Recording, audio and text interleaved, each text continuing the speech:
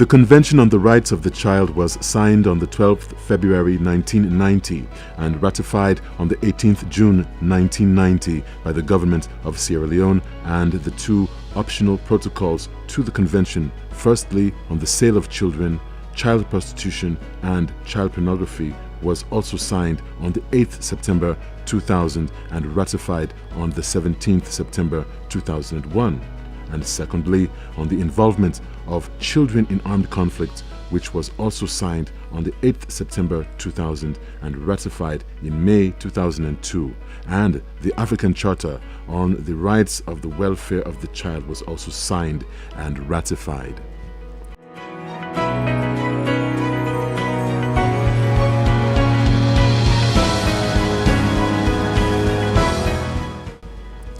Since the enactment of various legislations geared towards the protection and promotion of children's rights, the issues of abuse, neglect, sexual exploitation, teenage pregnancies, school dropouts, child marriage, child labor, and child bondo has continued to gain attention with growing recognition.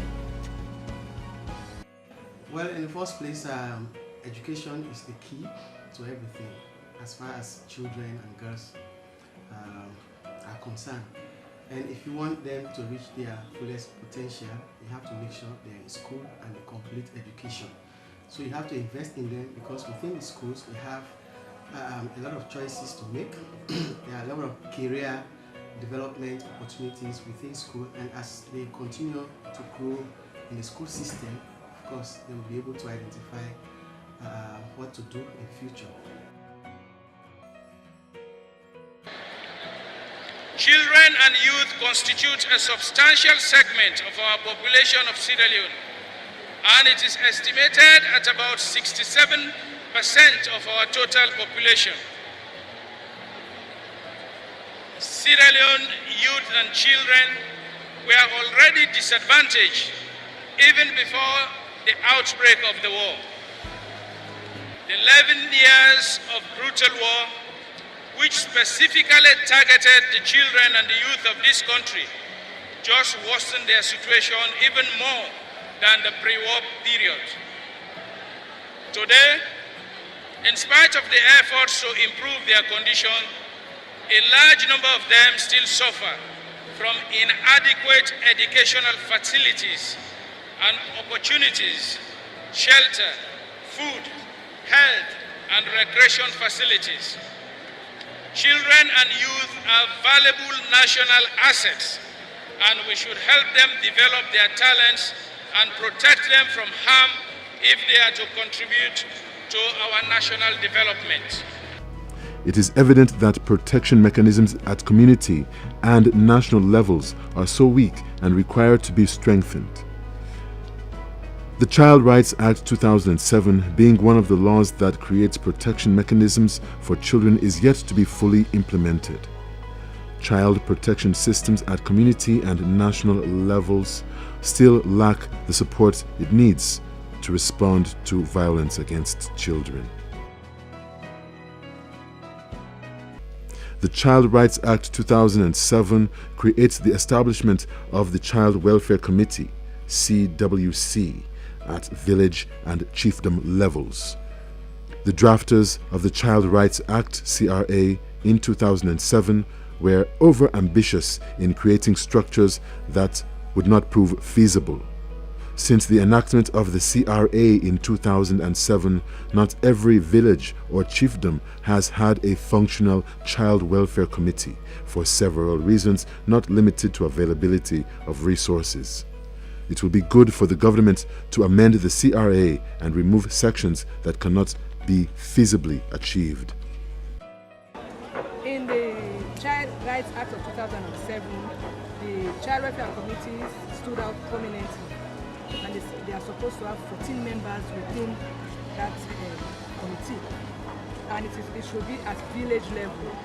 But again, we realized that maybe for a village, there wouldn't even be 14 houses, so we decided to look at it at sectional level, like one section having the CWC. And the key functions of the CWC are: one, to protect the rights of children; to ensure that they are not abused within their community, to ensure that they go to school, to ensure that families better take care of children. They should not only depend on the government. So if there are issues, family issues that the family cannot take care of, they are supposed to make the referrals to the necessary government functionaries or parastatals or the local council, so that they are like a conduit between the informal sector and the formal sector, to the government and the district council.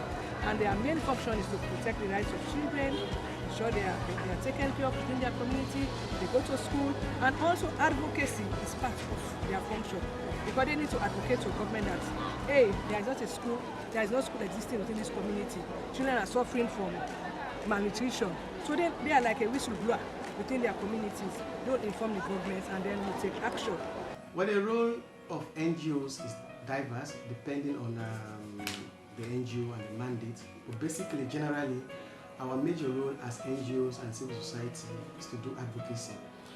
Our work is to complement the efforts of the government, but in that respect, we are also there to hold government accountable for the issues that affect people in the community, of course, in the states in general. So our role is to identify the issues within the communities, engage the government, and also work with the government to address these issues. Violence in Sierra Leone is shaped by a number of factors related to cultural attitudes, the history of conflict, the political environment, and donor interventions. Influenced by these factors, women in Sierra Leone are subjected to numerous kinds of violence which are often interrelated. This includes domestic violence, physical, economic, and emotional, psychological, communal, cultural violence, sexual violence, and structural violence. Well, we have lots of roles, especially as mandated by the Child Rights Act of 2007. We have the mandate to ensure that they are protected from every form of violence, inclusive sexual, child cruelty, trafficking in persons, to name but a few. Well, over the years, we have been basically protecting them through ensuring that we place perpetrators behind bars. But the key mandate is not for us to be reactive in policing. We should not wait until they have been abused before we protect them or before we defend them. We should ensure that they are not abused in the first place. So generally we have the reactive role and we have the proactive role. Proactive role ensuring that they are protected, and reactive role to ensure that if they have been abused, that justice is served. The fundamental principle to be applied in the interpretation of the Child Rights Act 2007 shall be that the short and the long-term best interests of the child shall be a primary consideration in any decision or action that may affect the child or children as a group. Empowerment through active participation recognizes the important role government and NGOs already play in all aspects of social, legal, and economic problems. His Excellency the President Dr. Ernest Bai Koroma on Monday 13th May 2013 joined development partners in fostering a campaign against the alarming rates of teenage pregnancy in Sierra Leone through the unveiling of a national strategy for the reduction of teenage pregnancy. Launched with a popular slogan, "Let girls be girls, not mothers," the national strategy is aimed at getting teenagers back to school and to prepare a brighter future for the girls and women of Sierra Leone. Normally, you quickly forget about such marginalized children, those with disabilities. You find it difficult, how do we deal with them? But we have said they also have a right, so they are in it. The girl mothers, those that have got pregnant at teenage level, but they now have children, but they need to make a life. So a huge prospect, and I think this is something we want to blow so that people can see it and pick it. We don't want to keep it. It's just an example to show that if you pick it and do the same, it will work for many girls. Yeah, we have put a lot of policy and legal framework that seeks to promote and protect the rights of girls in Sierra Leone. But then our mandate actually goes beyond children, of which girls are part of. What we have done in 2007 on the 7th of June, we took to Parliament the Child Rights Bill, which was enacted on the 7th of June 2007. That bill that became a law, which is now the Child Rights Act of 2007, has a lot of protection issues for the girl child. Over and above of that, in 2012, we developed also the Sexual Offences Bill, which we took to Parliament, and that was also passed because we realized that there were a lot of sexual penetration issues, a lot of rape issues, and then the Sexual Offences Act is now very robust to to enhance protection issues for the girls. Leadership and full participation of children and young people is a fundamental element in child protection. This will help develop their leadership abilities and potentials.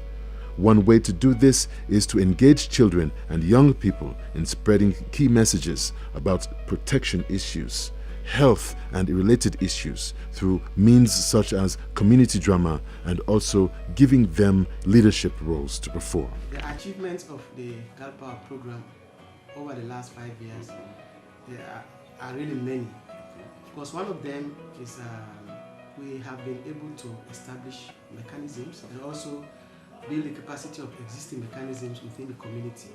I mean, the Girl Power program is trying to make sure that every girl in the community is protected and can have access to services that will enable them to reach their fullest potential and also address their vulnerabilities. So we go to these communities, we identify for girls, especially those who are really vulnerable, we bring them together as a we train them to be able to participate, be able to have confidence to speak so that they can also raise issues of concern in their communities. The Girl Power has helped us to give us an asset, the human asset, which is self-confidence. With this self-confidence, we are able to upkeep our self-esteem, our integrity. Now we can stand in public and say our views. Before, we can't. The Girl Power has also helped to know our rights, to know how to identify opportunities and be part of it. You know, the impact that these Girl Power projects have made on me is so great that I can't even pay them back. I don't even know how to pay them back. But the only way I think I can do this is bring my colleagues together. You know, some of my colleagues admire me now, the way I talk to people out there, the way my confidence has been built. You know, I bring some of my colleagues in school, even in my community. Every Saturday we come together, we talk about the things that are affecting us, they explain to me, and even if they've abused any of our companions, I have my notebook where I took down the name, the address, take all the information that they gave me, and after that I took it to the office, the Defense of Children office, and they look at that and later call